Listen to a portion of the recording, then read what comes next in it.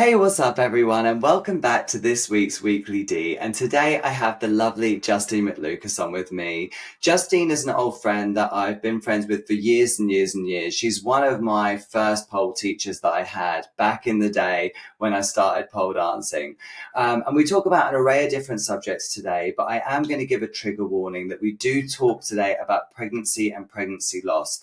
So if this is something that you think is going to be an issue for you to listen to, please do go and check out all of the other awesome episodes that I have on this podcast. But if you're good to go, let's get started. This is the Weekly D, because honey, if you ain't getting your D on the daily, you better at least be getting it once on the weekly. Weekly D. If you're not getting any and you want some tea, then come and join Dan up on the Weekly D. It's the Weekly D.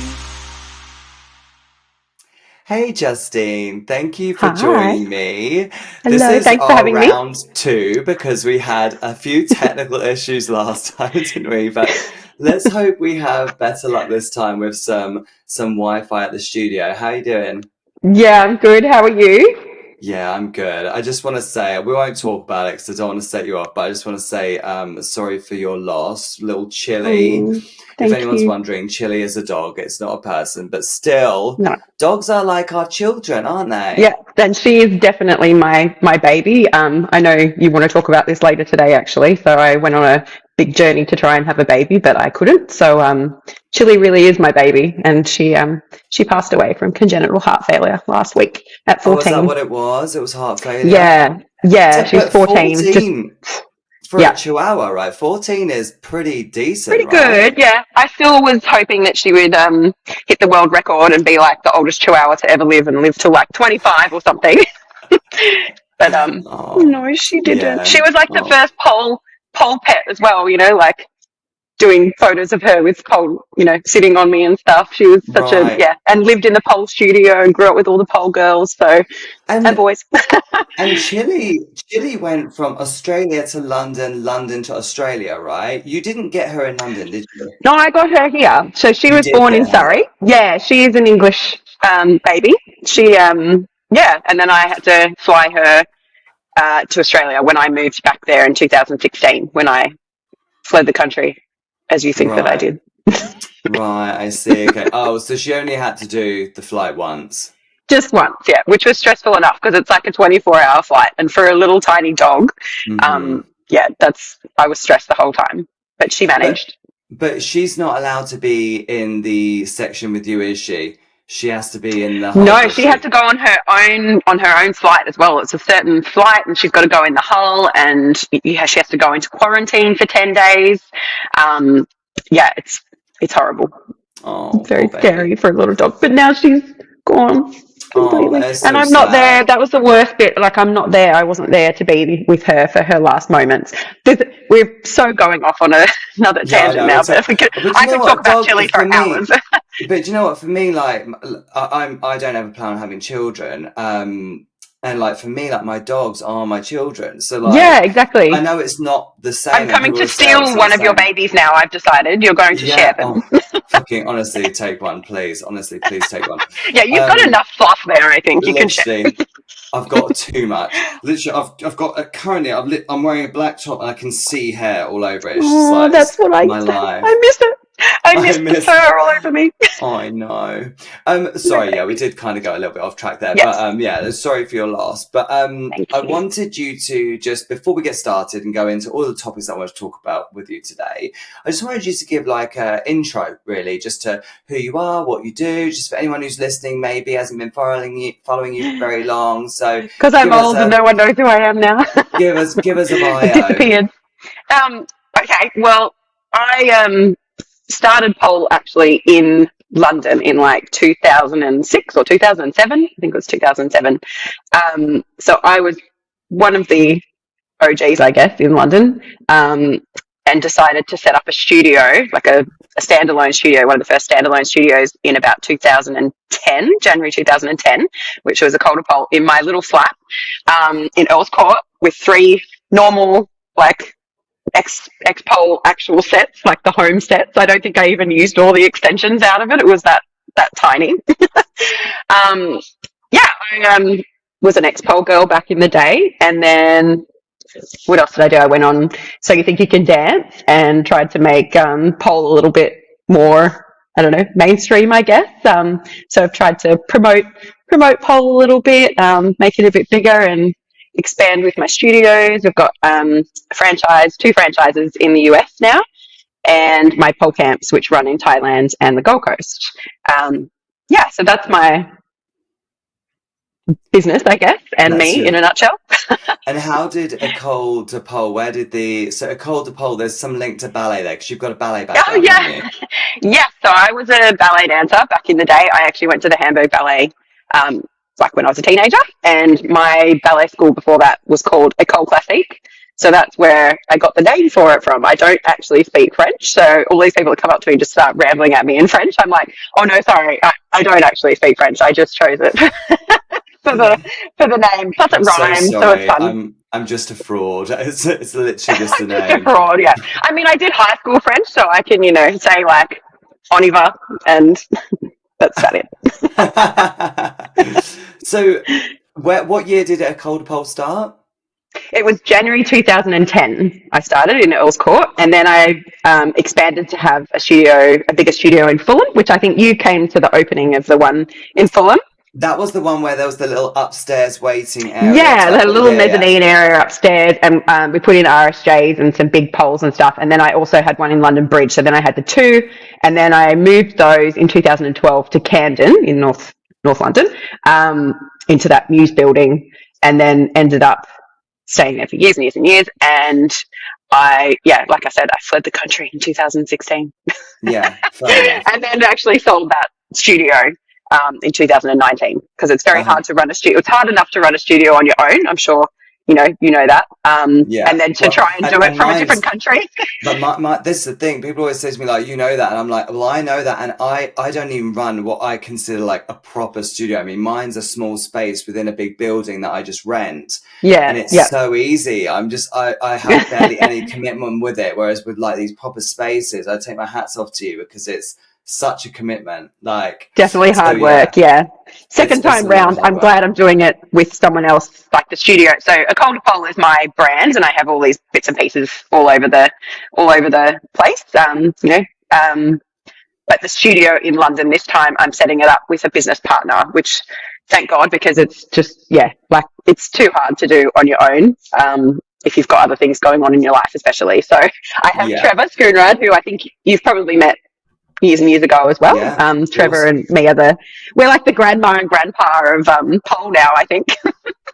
Well, Sorry, Trevor, I just called you a grandpa, but just Trevor stopped doing pole for a little while because when you left, I felt like he kind of wasn't doing it as much. He went a bit quiet. He started doing because so Trevor's a professional ballet dancer as well, and has yeah, danced with like the ballet companies and operas and stuff all over the place. So he's continued to do ballet and pole pretty much the whole time, like between here and Denmark and South Africa, and but he's based in London again. So we're yeah, doing it together. yeah. That's awesome. How does it feel? Great. Have you ever had a business partner before? What's that experience like so far for you? So actually, I do have a business partner for my Thailand camps, Oh, Jenny. You know Jenny, of Jenny course. Yeah, Liebert? Jenny. Yeah, Yeah, yeah, yeah. yeah. So Jenny has taught me to play nice with others because generally I like to do everything myself and I be a was bit of a gonna control. say because you're quite an independent woman. Like, do you know what I mean? I I find like I was always everything be done like. my way. Right, exactly. So you just you over know, the years you've just I think I've chilled out. mellowed in my old age. I feel the And same. I think I also appreciate like when other people can help because you cannot do everything yourself. Like it's nice to think that you can, but actually it's much better, and you get better ideas when other people suggest things, and you think, oh, I would never have thought of that. Like, I like to think that I think of everything, but it's really good to have other people help you sometimes. So allowing people to help that's been a big learning curve for me. And Thailand works brilliantly with me and Jenny and Masha, whose family owns the resort that we Mm. use in Phuket. It's absolutely stunning. I'm sure you can vouch for that. It's just such a beautiful location. Yeah, I mean, I have to say, Um, like, I don't want to. Listen, I've known you for a long time, and I don't want to give you a big head, but it is honestly one of the best camps I've been to, which is why I'm coming again this year. And I just, Thank what a you. fucking cool location. Like that hotel is just insane. Awesome. Like, but not insane, like as in it's like a grand, like hip, because I'm going to a pole camp actually this week, which is in this amazing Hilton hotel in Ooh, Croatia. fancy. And it's stunning, but it's different vibe. It's very modern. It's brand new. The rooms are all modern and all this.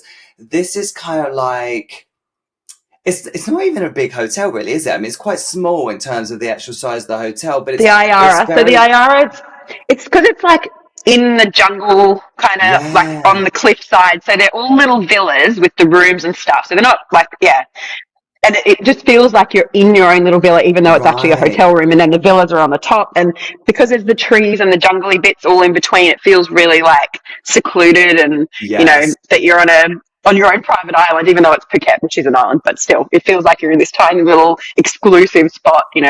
I Yeah, remember it was like so surreal because me and Ali in the evening, like we would like go back to our like little villa and like we were sitting out on like the balcony in the evening and just like sat there listening to like all the like the crickets and the frogs and all these like making all these noises and we're yeah, just like it's sat there so just nice. relaxing like oh my god this is just so peaceful and we're just doing obviously normal mundane admin for our studios or whatever and we're just like this is just lush It's though, different isn't when you it? get to do it with that kind of like Right, scenery around you. Absolutely. Which is why I run 100%. the instructor camp there as well, because it's nice to be able to study in that environment. Like, yeah, I run the obviously the pole camps, which you're coming Hmm. to, but I always do a week of instructor training as well the week before. So Yeah. it's a lot of studying, but it's so nice to do it by the pool in that beautiful resort. And with the breakfast is the best bit. It's like unlimited, eat whatever you want from the buffet. There's Thai food, there's like an a la carte menu, and then there's champagne if you want champagne every morning. Obviously, we don't condone champagne and then class, but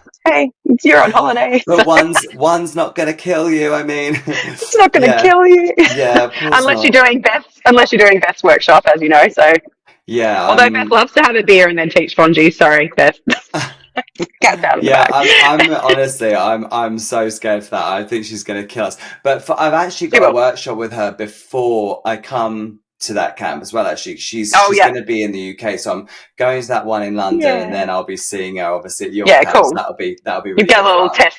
You know how she works. Yeah. How long have you been doing the instructor training for? How did you get into that?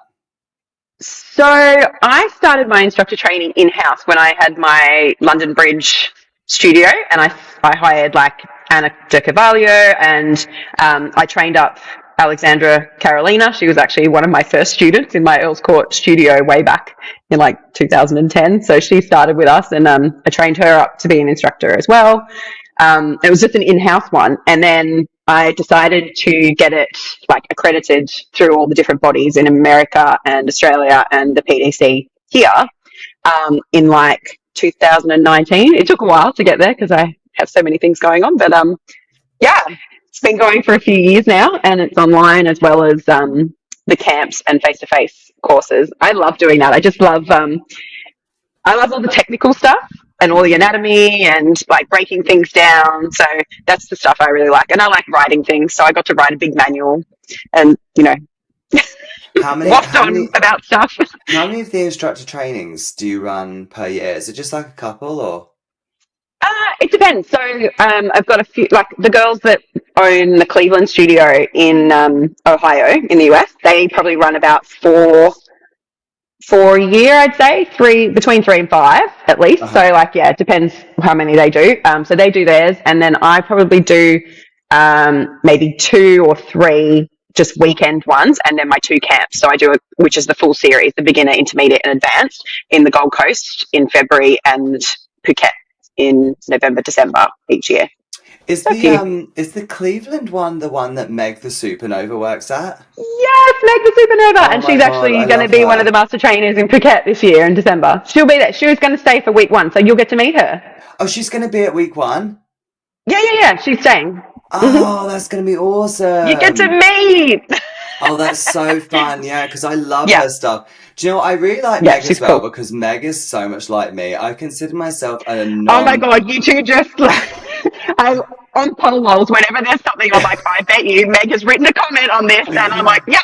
Right. Meg strikes me as I actually. Do you know what? I'm going to message her. I want to get her on this podcast actually. But Yes. Meg strikes me as the type of person that is just like zero tolerance to bullshit, and I just love Oh, that. yeah, absolutely. And she's so smart and she's so on it. And I love her to bits because, yeah, she will not put up with bullshit, basically. Is it her It's great. studio? She's great. Yeah, so her and Rachel Yakabuchi, they own it together. Right. Yeah, and they've, licensed the Ecole de Pole brand and they do the instructor training in America for me. That's so cool. I love that. Yeah, Oh, that's very cool. They're a great bunch of women to work with. So we're going to get a subject out of the way because I remember when we last tried recording this, we talked about it and we just brushed on it, but it's just more as a clarification because when you left London, obviously I knew, I know now because we'd spoken about it in Thailand, because when you originally left, everyone was kind of like, oh, why has she left? Like, what's happened kind of thing. And there was this whole rumor that there was like, you were running away from the VAT man kind of thing. So yes, I was fleeing the country. So let's just use this opportunity because I remember you explained last time. So I'm going to get you to explain it again. But yeah, tell us why you left. So clean slate. I will come clean. I did not flee the country. And if I was going to flee the country, I would not be fleeing to Australia because it's got an extradition, with the UK. So it would be the stupidest place to go to. I'd go to Panama or something. No, so I didn't. I did have a VAT thing happen, but it was, I don't know, there was a whole lot of things happening then. HMRC were trying to find businesses that they could pick on and go, oh, you're not registered to VAT and you should be. There was like a belly dancing teacher that got picked up on it before me. All these different types of teaching, education type, fitness and dance type things that were a bit of in a grey area. And my accountant actually said, oh, your education, because I do instructor courses and I do adult, teaching and fitness and all this type of stuff. So they actually told me I was exempt from registering for VAT. So we went along with that. And then when I got audited and everything, HMRC said, no, you don't meet the criteria. So there was a whole lot of blah, blah, blah, blah, blah. Anyway, we fixed it. We sorted it out. My accountant basically had to pay most of the bill because they gave me the wrong advice. So it wasn't even my fault. Yeah, right, that's pretty much it. But that's not why I left the country. Yeah. So why did you leave the country? Did you? Well, I mean, the stress of that, I think, did add to some of the stress that I was having. Like I said earlier, running a studio on your own, I was like 28 or something when I opened my studio. And there was no there was no one to model it off. I had to make it up as I went along. There was no pole studios already there. So I sort of put my ballet creative hat and my business background, because I was an investment banker for a little bit of investment banker, but I worked in finance for an investment bank. So I put all of those things together to make this business, but there wasn't a model or anything to go off. So I kind of had to make it up as I go along. It's very stressful. Very stressful. So I was getting stressed after probably 8 years of doing that. And then this VAT stuff came along. That was extremely stressful and hard on the business as well. And then I had a very dramatic relationship that was causing me pain and heartache, more pain. It's just a pain in the ass. You know who that is. Yeah, he was part of the pole community. So I decided that it was also very cold in London and I'd had enough. I was getting old. I needed warmth. My parents were getting old. So I thought, I'm going to go to Australia and get warm and just live out my life there in the sun. And then that drama person followed me to Australia and created more drama for me in Australia. They're still there actually. So I've now gone back here. No, I had a big 7 years it was back in Australia. But I guess I thought I was going to settle down a little bit more there. I'd sold the studio in 2019 in London, so I was kind of just doing the stuff in Australia. I always wanted to keep the one in London because I do love London and I wanted to be able to come back and forth. But that just sort of didn't happen at that point. And then we had the pandemic. So, you know, me and Trevor actually wanted to do this before the pandemic happened. So we were like, oh, no, okay, well, we'll leave that. Didn't happen. And then I was going to have a baby and get all, you know, be an adult, join the rest of society and what you're supposed to do, apparently, and, you know, have a baby. But that didn't work out for me. So I went, well, I'm just going to have my original baby, which was Ecole de Pole in London, and have a more exciting life and come back. Yeah. And then you've been back now for how long? So I came back in June. I'm just staying for 4 months this time to set up the business, sort of suss out what's happening because it was all a bit of a whirlwind. We were trying to find a venue to put it in, which we were going to go like Fulham, where we sort of started, or London Bridge, where the first 2 studios were. They were the kind of areas we were looking at in that kind of band around Southwest. And the only venue we could find that was suitable for the poles was in Vauxhall. And I was like, oh, it's right next to Pole Fit, London. And then we've got like Aquila on the next stop. So it would have been like 3 big pole studios all in a row. On the same tube line. So I actually run both those ladies because I'm very open and transparent and, you know, don't want there to be any weird conflicts or anything with anyone. I don't think that is helpful for anyone's industry. I don't think, you know, women fighting against women when you're in the same industry is going to be very helpful or productive for your industry. You need to build each other up and work with each other. You know, I think it's really counterproductive. You'll just ruin your own industry. So I wanted to be really open and transparent and do things together and all of that. So me and Aquila went for a drink and she was like, yeah, it's cool. She's a cool chick. And then when I spoke to Anna, she was like, well, actually, I want to sell my studio. So I went, well, that works out well because then we won't have 3 in a row. It'll just be the 2 that are already there. So there we go. I bought Pole Fit London. Nice. And isn't Aquila lovely? I feel like Aquila, especially with her studio, she's created such an individual vibe. I feel like she's just in her own lane. Like it's so her as well. So like, exactly, it's so her. It's very her character, her style and everything, which is brilliant. Because my style, obviously, mine and Trevor's is, you know, the ballet dancers, you know, and cabaret and all this sort of stuff. And we want to do shows and things like that. That's very our thing. She's very like the young people, you know, with the marketing. And she's got marketing background, I feel, and like lots of social media stuff and all of that, which we're old and not very good at. Oh my god, yeah. Do you know what I have to say? Like, Aquila, if you're listening to this, I watch, like, because I follow her, I think she's awesome, and she seems very, very nice. I've spoken to her a couple times online. She's great, I've not met her yet, but she's great at marketing. So actually, she's got marketing background. That now makes so much sense because I don't know if she has marketing background. She's done a lot of acting and social media stuff. So I feel like she's very good with that type of thing. So I don't know, but you'll have to get her on as well, so you can talk to her about that. Yeah, about her social media because she's so good at social media. Oh my god, so good at it. Yeah, she's really good. I'm terrible at it. But well, I've got one idea. I just noticed that I'm doing a lot of product placement for Pret here with my coffee because I have to have like 5 coffees before 10 a.m. So maybe you could get a commission from Pret, if you would like to sponsor this tiny podcast. Product placement. I'll only charge you $10,000. But yeah, no, that would be amazing. Please call me Pret. It would be. Love it. Hey, what's up, everyone? So sorry to interrupt your episode. I just wanted to come on really quickly and tell you a little bit about poleols.com. Did you know that we offer international shipping? Well, we've always offered international shipping, but now we're offering it at a much more reasonable price because shipping from the UK is crazy expensive, so we had to do something about it. So now you can get all of our awesome designs shipped to your home at a much more reasonable price. So why don't you go and check out poleols.com today? Because if you want a t-shirt that's got a picture of some pole dancing cats on, maybe some pole dancing dogs, maybe you want a t-shirt that says heels bigger than your dick on it, there's something for everyone. So go and check out poleols.com today. Let's get back to the episode. Let's move on. Let's talk about your baby journey. Tell us about my baby journey. Beginning. And I mean, are we saying the end of the journey? Have we come to the end of the journey? Are you going to keep trying, or where are we at? No, I think it's the end. I'll explain.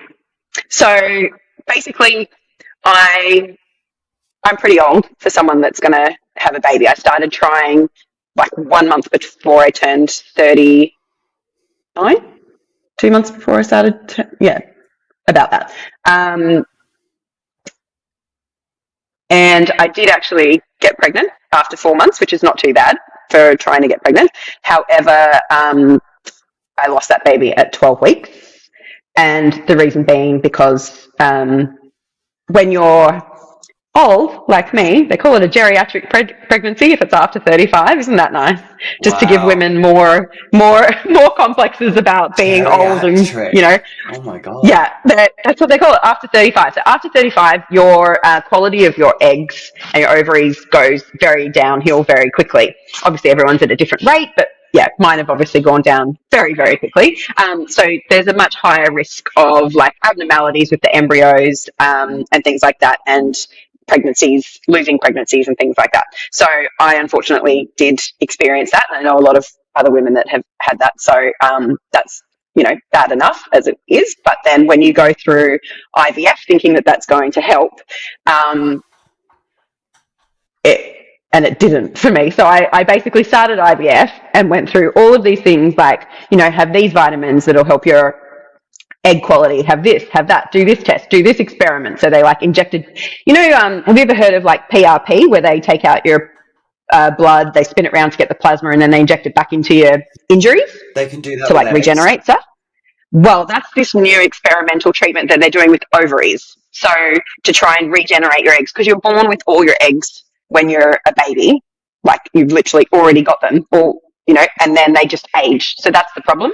They age with you. Whereas men, you regenerate your sperm like every 3 months, and it's new, fresh. Wait, It doesn't. It's not grown. So you're telling me when you're born, you've got all of You're born with like 1,000,000 eggs, inside you, and then each month they just grow. These little follicles grow, and one pops out each month.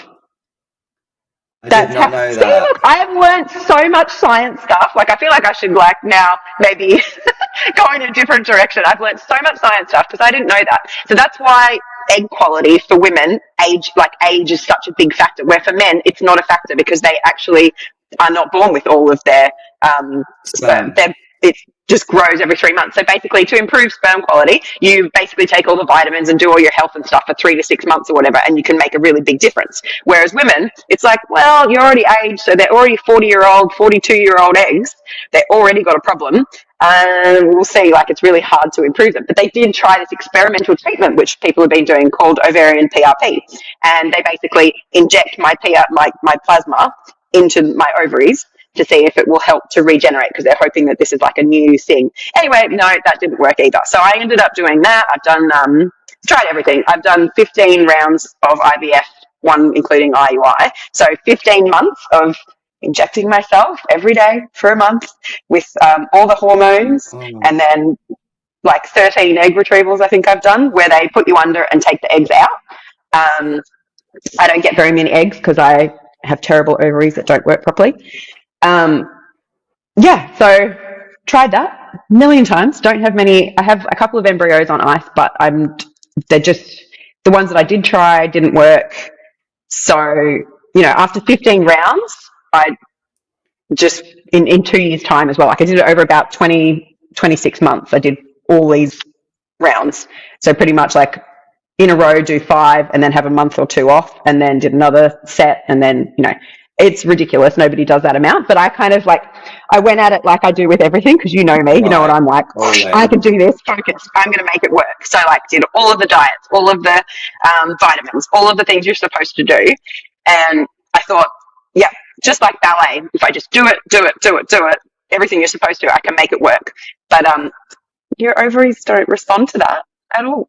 Right. Even trying the meditation and the forced meditation and doing, trying to be zen and all this, that doesn't help. Doesn't help.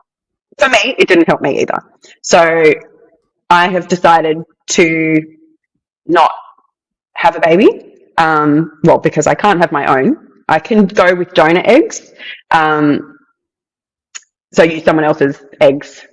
Mm-hmm. But I actually have split from my partner this year as well. I think, a lot of stress, obviously. so we broke up at the beginning of the year when we ended this journey as well. And that's when I kind of decided my life needed to go in a different direction. So Right. the baby wasn't going to be it for me. And I just needed to find a new purpose so that I could continue on, basically. It was really hard for me to find, I don't know, I guess, I think I felt in a way like I was having this baby maybe because society says you have to do it by this certain age. So I was like trying to fit into this thing. Right. I thought that's what I really, really wanted for that time. But actually towards the end, I was like, you know what? I think I'm going to be okay in my life if I don't have it.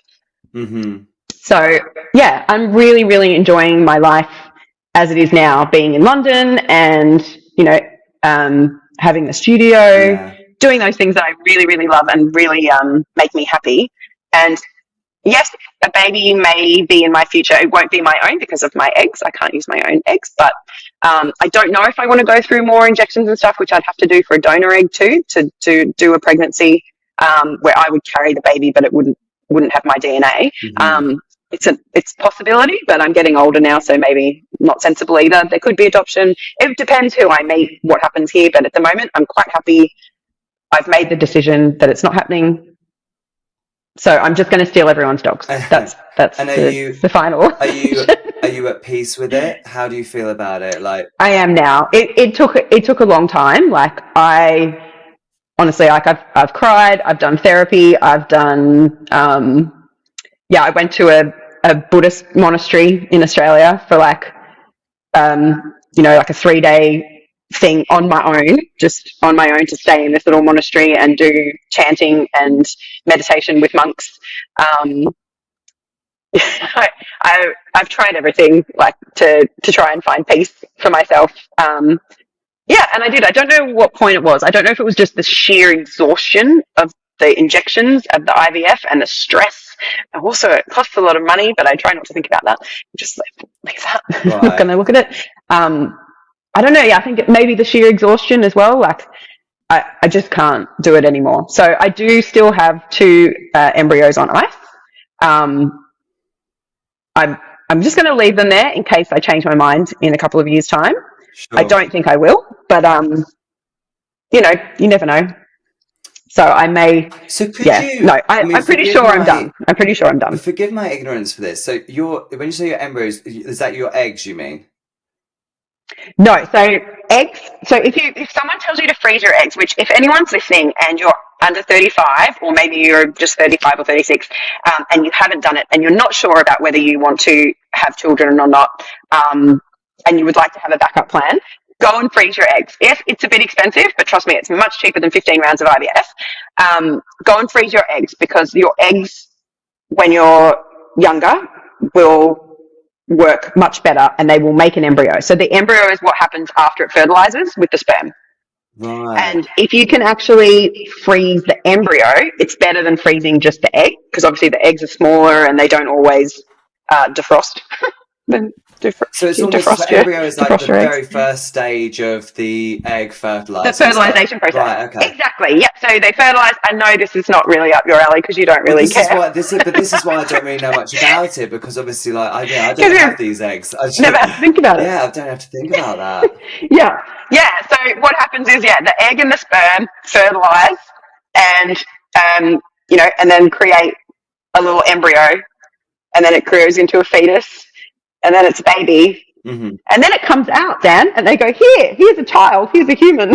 But could you, so the reason I was going to ask, so could you use that embryo inside a, what's it called, where someone holds the baby for? A surrogate. Surrogate.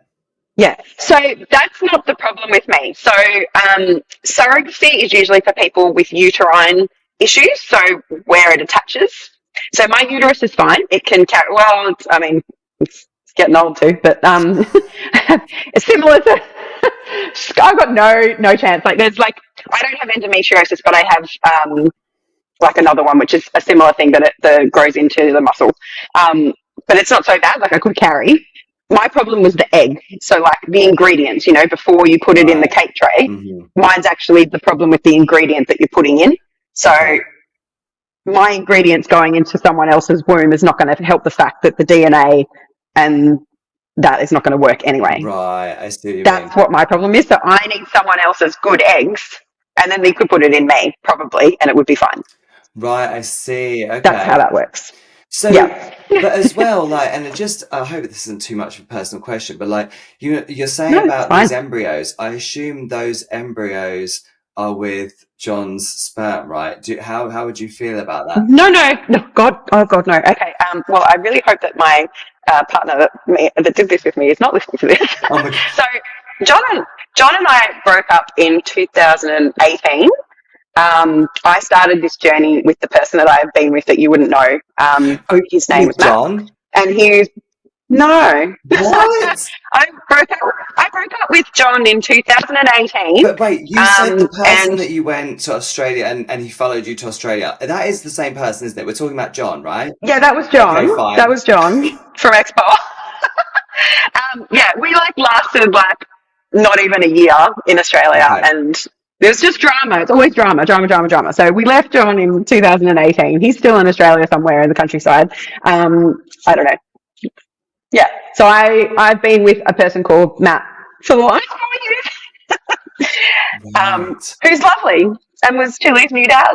But yes, so the embryos are with Matt's DNA. So we've got a very amicable relationship after our breakup. We own a house together. We've got to sell. We built a house. We'll be fine. Yeah. We'll see. We'll see what happens. But yeah, we're just not meant to be together. And Do you think, I mean, not baby related this, but if you don't mind me asking, we've talked a lot about how old you were and stuff when you started like the whole process and stuff. How old are you actually now? You're 42. 42. Do you think, like, because I mean, I'm 35, but I feel like if me and Mitch, right, were You to should freeze your eggs, Dan. if me and Mitch were to break up now, right, I always think like I'm so set in my ways and how I like to live my life and things I like to do. Do you find that makes it really hard to meet people? Oh, do you know, I think I'm better at it now because I actually I've tried online dating twice now in my life. So once about 10 years ago, I had a short period where I was like, oh, I'm going to do some online dating, and I went out with two people. I don't think I was very good at it then. Like I actually found it quite stressful and it was weird, and I went out with them once or twice and went, oh, I can't do it. This time I've just gone, everyone's made me go on Hinge, I think is the new one for the old people, and Hinge and Bumble. Right. This has gone way off track. I We know. going to cover this. So if you came here for Pole, this just switch off We're now. talking I about think online we've got dating. at least 10 more minutes on dating here. So Well, I think as an older woman, yeah, I think I'm just much more direct with what I want, and I know what I like. Literally, I'll have a conversation with someone 2 sentences back or forth, and I can straight away tell, no, you're going to be boring. No, you're not going to hold my whatever. Or I just tell them outright. It's not. There's no game happening. It's just.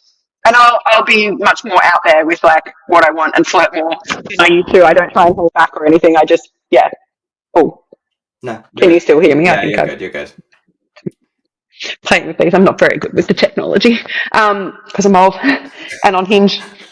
That's probably why I'm not doing so great at it.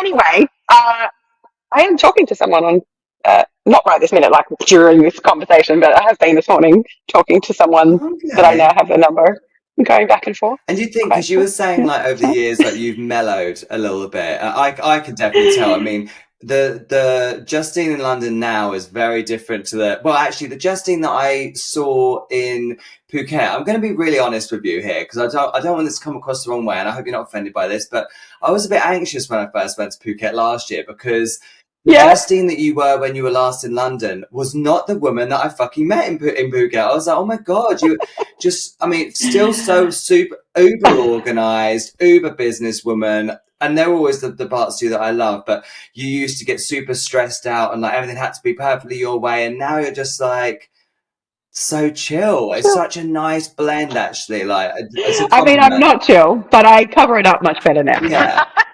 No, I am a lot more chill. I think, in Phuket, so I've done my 15 rounds of IVF. That will honestly change a person. I think living in Australia for 7 years, as opposed to living in London, has also, mellowed me a lot. But definitely, going through the grief of losing a baby and not being told you are never going to have your own child with your own DNA. If that's something you want, like it, and I did think I wanted that. Having to deal with that just makes everything else pale in comparison. Right. And going through those little legal issues, with things like that, like, and learning to deal with it and get through that stress. All of those things I think have happened to me in the last 10 years have made me go, you know what? It's going to be okay. It's Yeah. not that big a deal. Like some of the things that have happened setting up the studio, we've had like, oh my God, this is not happening. And it's like, we think it's all going to be a disaster. I'm a bit like, it's going to be fine, Trevor. Don't worry. It's all going to be fine. No one's going to die. I literally wrote that the other day, I think, to him. I was like, no one's dying. It's just Paul. Yeah. It's fine. This is the thing. I mean, I don't know what are your Just thoughts Paul. are on the industry now, but this is the thing. Sometimes I do just say to myself, I'm like, it is just Paul. Like people It's just really Paul. do get in their feelings about some of the things in the industry nowadays. And I just think, guys, it's just Paul. Like we're just a small Yeah, well, industry. the girl that you knew before used to be like, everyone has to teach my syllabus and you have to teach it my way and you have to climb with two pointed toes. I mean, I still go in and tell everyone they have to climb with two pointed toes and do whatever, but I'm not making everyone in the whole studio teach my way. You can all teach your own way because everyone has value and it doesn't all have to be my way anymore. So I've definitely let go of that. Like it's just pole and pole people do it for different reasons. Right. So, yeah, and my way it's usually the best way, but it's not always the best way. Yeah, and the thing is, I think we've just realised over the years that there's so many different ways to do different Do things. everything. Yeah, of course. Absolutely. I mean, it was never really. It's funny actually because when it comes to climbing and pointing my back toe, that actually was drilled into me by you, and ever since I've always done that way, and now it's That's become. because we did that show together, which if anyone's watching and you've not seen me and Dan do a duo, you need to go on YouTube and look for, oh my God, what was it called? It's like The Royal Wedding, Dan Rosen and Justine McLucas. It was a cabaret show we did for Wills and Kate's wedding as part of this like satire cabaret thing. And that's where the night I met Trevor, actually.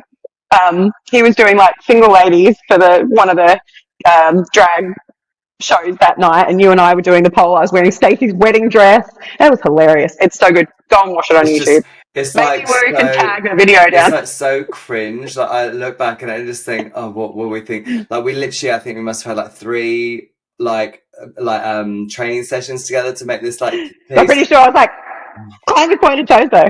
But yeah, but little I don't things even like remember if I got to that point though. I don't even know if I pointed my toes in those climbs because it wasn't a thing back then. So there's probably, maybe we shouldn't watch it because it's probably the one video I have where I'm not pointing my toes in the back toe in my I climb. know I definitely probably wasn't because back then that was the one thing you used to always berate me about. It was like, point your fucking toes. But yeah, but I just think that the industry, the industry has changed a lot. I mean, what are your thoughts on the industry nowadays? Do you like it more now? Did you like it more back then? Oh, I have a real nostalgia for the old pole days. I really do. Like it was a really small group of people. We all knew each other and we all hang out all together. I don't know. It felt very, very community based, and we were like, I think we didn't know it at the time, but we did kind of know we were starting something that was new. Like pole as something that you could have, as a fitness regime. And go and do your classes every single day, make businesses out of it. I mean, who would have thought you would have businesses for pole, like people selling pole clothes, just pole clothes, that there is enough market and demand to actually just sell pole clothes. Like no one would have thought of that before. I used to sell pole hot pants and I never thought that I would ever be able to sell that many of them. And now there's companies that just do that and they make a great living. So, we were part of that initial industry startup, which was lovely. And I loved all the people from back then. But yes, I was stressed then. So I actually really like how it is now that I feel like the weight of the industry is not really on our shoulders now. We had to always prove to everyone that it was, that we were justified in being on TV when we wanted to be, or we were justified in having our business. Like to HMRC, I had to, submit so many documents to prove that, what my business was, what it was. Constantly having to prove to everyone stuff or explain what it was. And that's okay now. I don't have to do all that. We're sharing the love. There are so many studios. It's so cool. I don't even know all the studios anymore. I used to know everyone, and I guess that means it's not as tight knit, which is, a little bit, I don't know, Yeah. what I liked about before. It's not as tight knit, but I still like that now. It's such a big industry. Mm, We can actually make something. You can make a career out of it. It doesn't have to be a little hobby on the side. Like there absolutely. is something there now. Yeah, I think. And so I like two bits of it. I like Yeah, I like both a bit of sides. both too. There's different things about different parts of it I like. I mean, obviously we've got to remember that our businesses that we're running now wouldn't be successful without the growth of the pole industry. It's like instructor Exactly, training, exactly. So right? I'm really happy Of that, course. it's huge and that I don't necessarily know every single person. But I do hope that I can build more of a community back here again, because that's what I loved about my Ecole de Pole that I had in London before. We used to go for, that's going to make me sound terrible now. It's probably why my eggs don't work. Going for, sangria on a Saturday afternoon after class and stuff. Right. And yeah, so if anyone wants to come and have sangria with me after class, that's my that's my plan. That's your thing now, sangria after That's the class. plan. Yeah. Well, we did have we had chili margaritas on Friday night after class on Oh, Friday. Little tribute chili margaritas for my chili. So that's cute. I will continue doing that. Oh. Yeah. Um, Yeah. If anyone would like to come and drink with me after class, that's what I that's your thing. that's my goal now. Just make a little Just to get little drunk. crew. So, hey, what's up, everyone? Sorry to interrupt your podcast. I just wanted to come on and tell you really quickly about one of our sponsors for this podcast, which is Superfly Honey. So, tell me, do you want to be Superfly Honey? Well, honey, of course you do. Well, if you want to be Superfly, you need to make sure you get yourself some Superfly Honey grip leggings. Now, Superfly Honey specialise in these grip leggings that you may have seen all over Instagram at the moment. Everybody's wearing them. And these are great for anyone who like to just keep themselves a little bit more covered up. Maybe you're poling in a cold country and you need some extra grip because your skin just isn't giving you the grip you need. Well, Superfly Honey have got you covered with their grip leggings. Now, they told me to give an honest review, and I did have a pair sent to me, and I can tell you the only thing that was sad about them was that the pair they sent me didn't fit me. They were too small and they were too short because I needed their tall range. So if you're like me and you're a tall bitch too, guess what? They've got their own tall range. They obviously just didn't realize that I was a 6 foot glamazon. So they sent me their tall range, and now I have one of their tall pairs of leggings, and they fit so snug. There's no movement on them. I didn't feel like they were going to cause any friction. They were super tight to the legs, so they felt really comfortable. And for any of you out there who like to stay covered up, these are amazing for you and definitely an option to try out. So go and check out Superfly Honey. So tell me what you think it's like being, a businesswoman, an entrepreneur within Pole, because I feel like being a business person within Pole, it sometimes comes as a bit of a taboo. Some people, almost like some people don't really understand why people want to make money from our industry, and like they almost take it as like, Yeah. I don't know how to explain this. Like it's almost like what we're doing is really offensive because we're trying to make a living from pole. Like what's From people that like looking inside it, or within pole? like Yeah, from, I sorry, always feel looking like in from people outside within or from pole. within pole. Yeah, like They people. think that you should be giving it away for free. Right, exactly. It's like almost like Yeah, I think, yeah, everyone everywhere doesn't understand. Like, it's a business. I even wrote this to someone the other day. Someone that I'd had trouble with payments. Like, there's a whole business side, right? You have to make payments. We use a payment system. There are fees and charges involved with that. I budget on things. I pay for, activities and things on pole retreats. And someone wanted to cancel their spot. Well, we'd had some issues with this person's late payments and things like that. And the person said, "Oh, well, you can't take a cancellation fee because, I thought you'd want to keep the relationship good." And I'm like, I don't have a relationship with you. You're not coming to the camp. this is the business. This is the terms and conditions. It says there's a cancellation fee that covers my, like, you know, the fees and charges that I've had to do, the time, the probably 16 hours of back and forth that I've done all year to try and get the person, you know, to make their payments and on the camp and all these things, all those lovely administrative things. And I'm like, that's what we have a cancellation fee for. It covers all of that bullshit if you decide to cancel your spot. Right. And they basically were like wanting to threaten me with all these things. Anyway, and about the relationship. And I was like, my answer just back was, business is business. Mm. This is business. This is the business side of it. These are the terms and conditions. Mm. I will be, you know, I will have a relationship with people, and I will keep that relationship going, but that's a two-way street. And that's, you know, I'm not just going to be lovely to everyone if you're going to take the piss. Yeah. Like, you know, every single company in the world, you know, the airlines, everything, they have these terms and conditions because it's a business. They're making money out of it. I want to be able to keep my business sustainable, so I have terms and conditions, and I stick to them now. Like, I might have probably been a bit more emotional with my responses to this sort of stuff, you know, way back when I started, but now I've learned way more, and I've also done a legal services diploma in the middle of this and had a normal job for a little while in Australia as a compliance manager. So I've learned to take the emotion out of all of my responses, and you just go, no, well, this is what it is. End of story. If they don't want to come back, they don't come back. Mm-hmm. That's fine. I am comfortable enough that my business will keep going because my product is good and the way I run it is good, and I do keep relationships good, but I also stick to my terms and conditions. If I constantly change those things, you know, and my standards for people, the business is not going to be sustainable. And then your industry, the pole industry that everyone wants to have, they won't be able to have the classes. So Right. I don't know why people always want things for free, or they want you to change the terms and conditions just for them. Mm-hmm.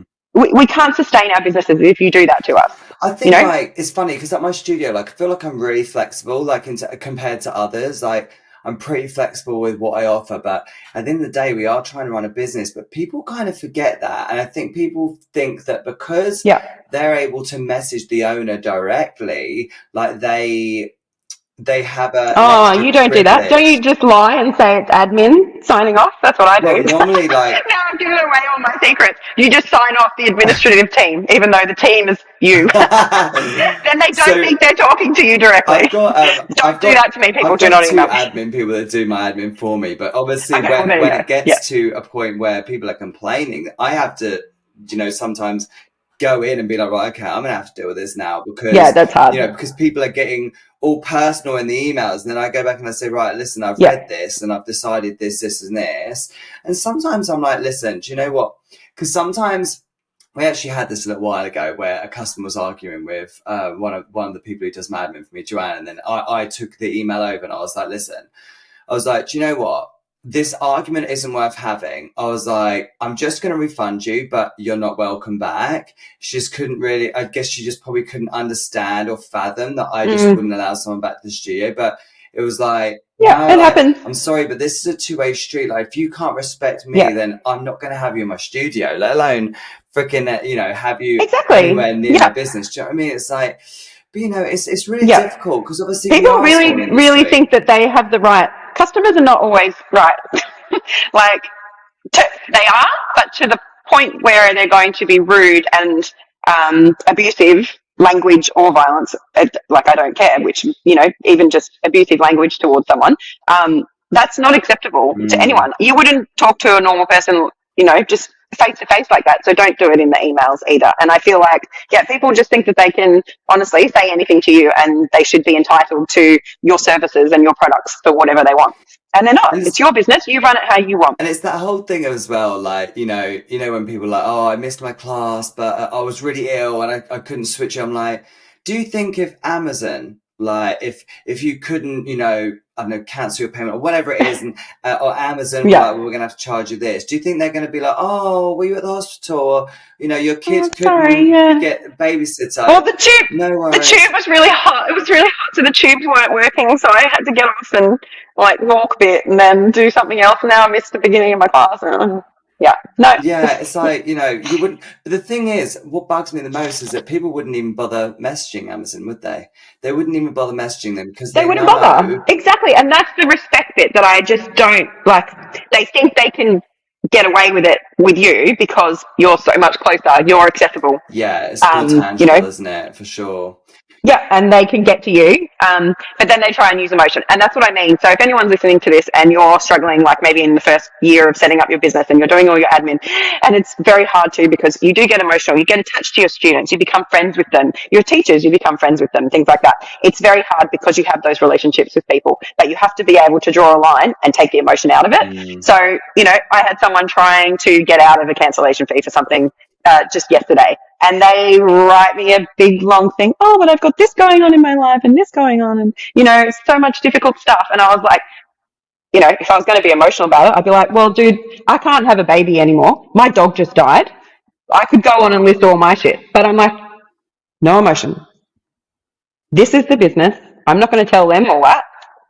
I'm still managing to do my stuff and keep to my end of my bargain. You keep to yours. I Yeah, don't, you're you so know, good though. Like, because I have to say, like this, but do you know what? This is actually I don't really for some of the emails. I don't really need someone to do the emails for me. The reason I do it is because otherwise my emotions start to get involved, and I start to take it really yeah, personally. yeah, Like I'm like, yeah, you're messaging, like, because back when it used to be me doing it, people would like be complaining to me, and I'm like, you're like complaining to me, and and some of these people I used to be like, I thought we got on really, really well in classes. Like you almost consider some of these yeah. students like not your friends, but like your acquaintances.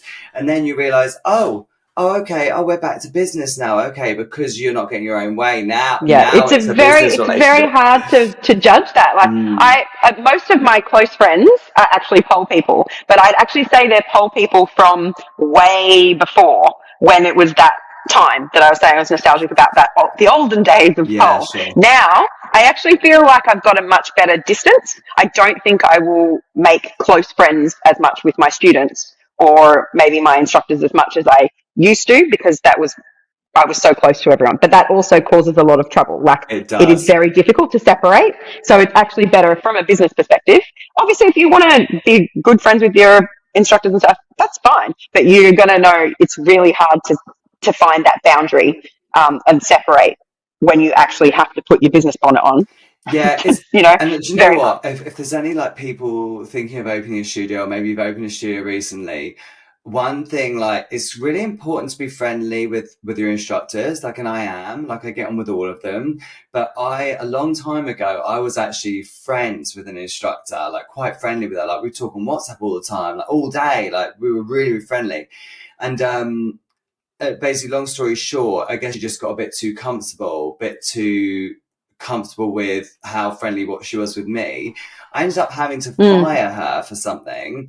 And like basically Oh get no. her to leave. I was like, listen, you're not welcome here anymore. She left me, went to Oh no. Stacey's, got fired from Stacey's, and I was just like, Oh, this sounds like a her problem, not a you problem, if right, there's a of course, pattern but I though. mean, yeah, it's one of those things like, that it actually, I remember at the time just feeling so awful about the whole thing. And then when I heard she'd got fired from Stacey's as well, I was like, oh my God, that actually makes me feel better, because I just was always, Yeah. it's really hard to not It wasn't take it you. You personally. weren't the problem on this one. Right. Yeah, It's, it is hard to not take it personally, but yeah, what I was saying with like anyone that's starting now, just keep those emotions out of any of your responses. Like even with Google reviews and stuff, it's hard not to go, oh, but it's my business and it's my personal stuff, and I want to tell you everything and get really emotional about it. You can't. You've got to be, thank you for the response, blah, end of story, because it it's just not worth it for your mental health, and also for the business, because the more emotional you get, the more people will like rip stuff out of you. The less emotional you are, they got nothing they can take from you. right. People just want to take stuff from you. So no, done. I mean, I'm not saying I'm a total bitch and that I have no Dead emotion. inside. I definitely do. I'm dead. I am a little dead inside, but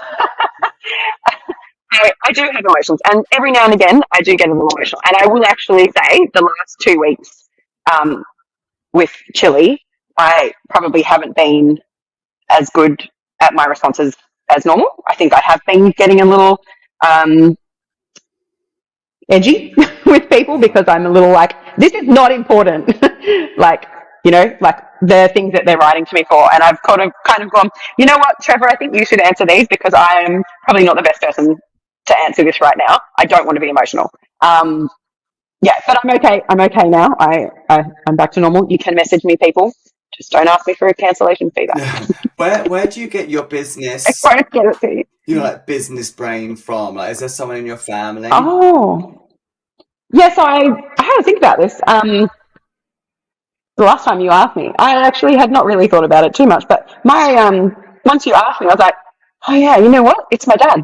100% it's my dad. So when I was a kid, my dad used to go away for work every like 2 weeks. He'd fly to Southeast Asia, he'd fly to Leicester, he'd fly, all Germany, everywhere, because he was the director of this massive worldwide shoe machinery company. So they used to sell machines to like Reebok and Nike and Adidas and all that. So I always had Reeboks and Nikes as a kid. Uh, But yeah, he was like the director of this Southeast Asian part of this company and flying all over the world. So, my dad, I don't think he's ever had a sick day ever in his life. In the 50 years or whatever that he went to work, he never had a sick day. He was like, I don't know, just his work ethic is unbelievable. And he's so organized. He works like me. He's super like, lists of stuff. He loves a spreadsheet. I love a spreadsheet. Definitely got the spreadsheet knowledge off my dad. Yeah, I think definitely my dad has been the one that I got all that are from. you I don't know where I got the ballet and the creativity from because no one in my family. Well, I've got some cousins that sing and an auntie that used to paint. So maybe that side, maybe just skipped my dad because he's not an artistic type and my mum's not artistic in that way. So I don't know where the ballet came from. Well, that's yeah, But I yeah. think that's nice. Do you feel like ballet is where you get your sort of like discipline when it comes to things like business, your training and stuff? Do you think that all comes from ballet? Yeah, yeah, definitely. Like the whole like push, push, push, do it properly, do it correctly, do it exactly right. Yeah, definitely from ballet. But I think also the ballet, because I was also in a ballet contemporary, like it was a company that was a contemporary company as well. Very, very creative sort of side to that as well. So I think my brain's always having a little bit of a left brain, right brain kind of fight. It doesn't know which one. So that's why pole business works really well for me. I get to be creative and artistic at the same time. I get to be super business and play with spreadsheets. And have you got any It's my perfect little have you life. got any business projects that you can't dedicate time to now that you'd love to one day be able to really plunge yourself into? Well, one that I always wanted to have, which we've just actually acquired as well, is the production company. Um, Oh so with the yes. studio, we've actually got the production company. So years and years ago, I was actually booking acts and booking like my own stuff um, on the side to do shows and stuff throughout London. Like, I danced in Cafe de Paris, in cabarets and stuff, and I was, going to do little bookings and stuff. And I started to do it, but it was just something I didn't have the time to really dedicate to. Yeah. So now that there's two of us and we've acquired this little production company, Box In Productions, we are putting on a show next month. So, it's stressful. And I feel like I don't have enough time to also do this and set up a studio again, but I have Trevor. We have each other. So hopefully we will make this work this time. So it's not Um, so when you say so it's actually producing shows, this I thought it was like an yeah. agency that was booking people for events. Well, we are going to do that as well, but we're actually putting on a show first. And we would like it to not be just your typical agency that books people for, to perform here or there, but if they book our whole show. So we would be able to supply all the acts for the evening and the Right. MC, like as a whole thing. Like that's what we really want it to be. It's going to take some time. Sure. We need to get that, but we are going to do that for our first one in our own venue in Stockwell next month, which is, this month. Oh my God. It's in like 3 weeks. 29th of September is our first one. Yeah. And we've got some guests. So Hannah Rose is going to do a pole act. Nice. We've got Sam King's going to make a comeback from retirement. I forced him. He's going to do an aerial pole show. And we have an amazing guest from Australia. We've got Blue Phoenix doing an act as well. And there's a whole bunch of burlesque and fire, contortion and stuff like that. And we're making a big, huge night of it. And if we can make this work like this, I want to be able to like package this to, But my business brain has like been doing the budgets with this, and I still need to fine tune it to make it work. Yeah, well, but that'll come in time. You've only really you've only really just Yeah, taken over this business anyway, haven't you? Like, we started on 6 weeks. We've had the studio, and right. open now. And it's just been like a Yeah. whirlwind So ever since. it is such a whirlwind. And then I still got to do the retreats and stuff. I've got to go home and sell my house and then come back here, um, and put on a production. Yeah. Yeah. This is the thing, like, do you ever listen to like what you just said and think, where the fuck would you have fit a baby into all of this? Yes, I literally was just thinking out as I said it. I was going to say it out loud and be like, "Yeah, see, no room for a baby." But it's so true. Like I think keeping myself busy and doing these things which I like doing. If I hated doing lots of things and it was something I didn't want to do, like some people don't like working that much. They don't want to do loads and loads of stuff. They're like, "No, that's not really what I want to do. I want to be able to like, you know, sit at home and I don't know, do something else small, maybe 3 days a week, and they want to really spend like 3 days or 4 days a week with their children and do that. And that would be their perfect ideal life. Mine would be, where would I put the baby? Because I like all this other stuff. So actually, it's probably working out just the way it's supposed to be. Exactly. I'm a massive believer in like, you know, manifestation and, you know, things that happen are happening for a reason, and like For a even the reason. sad things, like even the sad things. That's what, Well, you know, yeah. Someone said to me the other day, which I don't even know if I should be putting this out there, but I'm just going to tell you anyway. So about that, they think that. So the only reason I was really going to go and live half and half in Australia and here is because I can't bring Tilly back. She's too old. You can't put her on a plane again, and so she's in Australia. So I was kind of like, well, I have to go home for my baby because she is my baby, and then come back. So I was going to just live in half and half. Someone said to me they think that Tilly. I'm going to cry now. Tilly maybe knew that and decided to go be free, mum. yeah, Go back to London. You don't need to come home for right. me. Oh God, that makes me a little bit emotional thinking about that too. I know, Oh, I know. do you know what? I don't know what it is with like dogs or animals. Like, I know it Yeah. sounds really terrible. I always tell my friends, it's like I could literally watch a child be hit by a car and I probably would feel emotionless. But if I watched a dog get hit by a car, oh my God, I'd I would break die. down if it was a dog. Oh my God, Yeah. that I sounds can't handle I terrible. can't handle it. Yeah. Yeah. I watch TV shows where they kill children and stuff all the time. Or people just in general, you know, watching lots of crime shows. But if there's ever a dog in it or any videos where there's dogs being abused or anything like that, Oh my God, I I can't. can't handle it. I Oh my, can't handle yeah, it. and No, you know, I'm like with you sometimes on when that. people share these horrible videos on Facebook and you see it and you're like, what is this? And you're like, oh, it's like an animal abuse awareness video. And I'm like, oh, Oh, and I have to I get off it. can't. I'm I like, I can't. understand the Yeah. meaning behind I need a it. trigger warning for those. I really do. Right, Yeah. yeah, because like, yeah, that, and do you know what? It's funny because trigger warnings, sometimes I'm always a bit like, oh, do we need a trigger warning for that? But for stuff like that, if it's said like animal abuse, I'd be like, oh my God, but go. Maybe at the beginning of mine, you might want to put a trigger warning about the loss of Yes, yeah. baby. It's a great idea, Just actually. gonna, I will do that. yeah, But put that yeah, on no, I there. think it's like I agree though. Little things like that, you know, it's like when people pass and Mm, stuff, and you sort of think like it's all happened for a reason, and yeah, I'm a big yeah. believer of stuff I like don't that. know. I mean, I hate to think of it like that, but I wish she'd just waited 5 weeks because then I could have been there with her when she passed. But Right. I can't. I can't feel guilty. I No, mean, I do. I already feel guilty. I'm trying not to.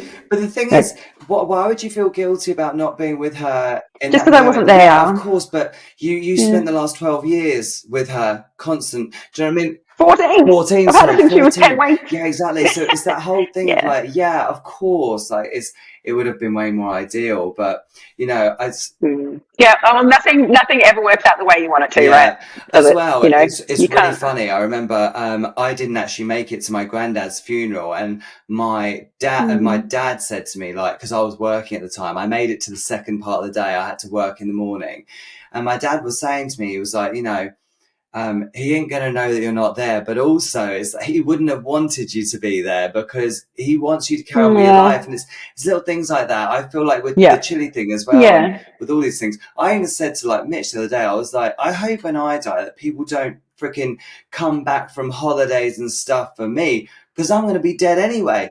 Okay, I'm off the hook then. Right, but do you know what I mean? It's like I wouldn't want that. I really wouldn't want that. And Yeah. yeah, it's like as well, like No. you know how funerals are like so miserable. I've said as well. I said to because I went to a funeral. It was my stepmom. She's Jamaican, and Jamaican apparently in the Jamaican culture, like funerals are treated more as like a celebration. And we had this. It was like a Yeah. party. I loved it. I was like, oh my God, this is what It's I a great want. That idea. was what I Yeah, want. You know, I want it a was so party. respectful. There was this really nice, like, projection video at the beginning, like a memorial. It was beautiful. And then everyone, like, had all this beautiful Jamaican food.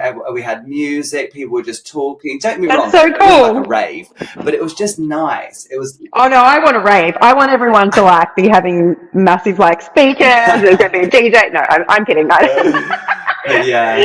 Oh God. But you know what? It's going to be like a festival for my one. That would be a perfect way to have a send off for me, I think. I don't know how we transitioned to here. That this conversation has just been We've really gone off tangent now. Yeah, I now think we're this talking has about been funerals. the most random podcast I've ever done in terms of we've been talking about babies and next Do minute you we're know, talking I about do pole. I do actually pole dance.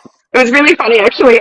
When I did a class here before it changed the name, I went to like someone's class. I think it was Alex's heels class, which is not very good at heels. So maybe that was why these days. I mean, the heels that I started in were like 6 inches. Now, but I was doing Alex's heels class, and someone asked me something like, "Oh, so do you pole?" And I was like, "Do I pole?" oh Yes, but yeah, I do actually pole. probably Yes. like since you were in Since before you were school. born, my Yeah, darling. while you were in Yeah, school, I was just learning, yeah. yeah, really funny. So yeah, I was just thinking, my God, I am old. But yes, as far as this podcast goes, this is supposed to be about pole, but today it's been about IVF Yeah, but you know what? and funerals. It's not just about the pole. Like, I mean, I find like pole. I'm at a stage where it's like, well, we all know about pole. I want to know about people and their lives and stuff. So I think it's really nice. And I thank you Yeah, for opening up about that side of your life because it's personal, you know. So the fact that yeah. you're willing to is really lovely of you.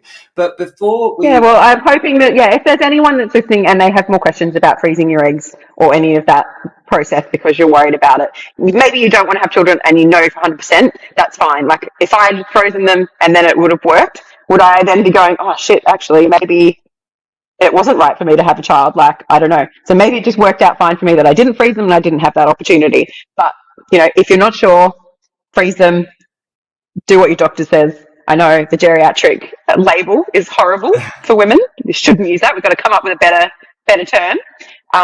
But ask for AMH testing. If anyone has any questions about any of that scientific stuff, you're welcome to message me slip into the anytime. DMs. Well, that actually leads me on to what Slip I was into my just about to DMs. say. I want you to just give us a where can we find you? How can people get in contact with you? How can they find out about your Oh, instructor training, your camps? Go, yeah. tell us. And if I don't want to talk to you, you'll know because I will have signed off as administrative team. Yeah, you've totally outed yourself now. You're going to reply to people's emails and they're going to be like, I know it's you, Justine. I know it's you, Justine. Answer me. Give me some emotion. Don't be such a bitch. No, so all the camps and stuff you can find on ecoledepole.com.au. Obviously, the London stuff, we've got some instructor training coming up as well here, so that's ecoledepole.co.uk. If you go to any of those websites, you'll be able to find the other one through the links. So either one of those websites, the UK one or the Australian one, are probably the best ones if you want to get some information on the camps or the instructor training or the classes. You can message me on Insta under my real name, which I wish I had the knowledge to get a really cool stage name, but back in the day, we all just used our real names. So now all these people, I know you and Blue me, like, Phoenix. yeah, Daniel Rosen, Why didn't I Justine think McLucas. of Where that? Why did didn't I think of they that? have such cool stage names? Australians had it down pat from the beginning, though. They all had their awesome stage names. And then, I was like, oh, I didn't know that you just don't use your real name. Anyway, so mine's my real name. Super boring. I'm not going to really call it. Like, the Supernova. Like, she even came up with, like, a whole entire Insta handle. Oh, anyway, yeah. My cousin actually has the best one. What is it? Good, thanks, not bad yourself. That's the Insta handle. How good's that for an Insta handle? And very Australian. Sorry. Just had to throw that one in there. It's my favorite Insta handle. Um, yeah, so Justine McLucas or the Ecole de Pole instead of, you may get Trevor. You don't know. You may not get me. It may not be me No, answering you. So don't try and back don't out push now. it. We know it's you. Don't We're on to you now. don't push it. Well, listen, thank you so much for coming on. It's been a pleasure talking to you. Thank you for being so Thanks for having open me, and Dan. talking about such personal stuff. I'm sure people will really appreciate that, and I will be It's a sure bit it therapeutic. is. I only cried once. Exactly, you did so good. And I will put a trigger warning at the beginning of this. Thank you for reminding me of that. That's actually a Yeah, I really good think so. point. I'm going to do Yeah. that. But yeah, thank you so Yeah. much, and I hope to see you soon. I hope You're maybe welcome. before, but if not, I'll see you in Thanks. Thailand. See you in Phuket. Bye. Woo. Bye. Thank you so much for listening to this episode. Really hope you enjoyed it. Make sure you go and check out all of our awesome sponsors, and I'll see you on the next podcast. Bye. That was all the tea that you can get this week. Join me next time right here. It's the Weekly Tea.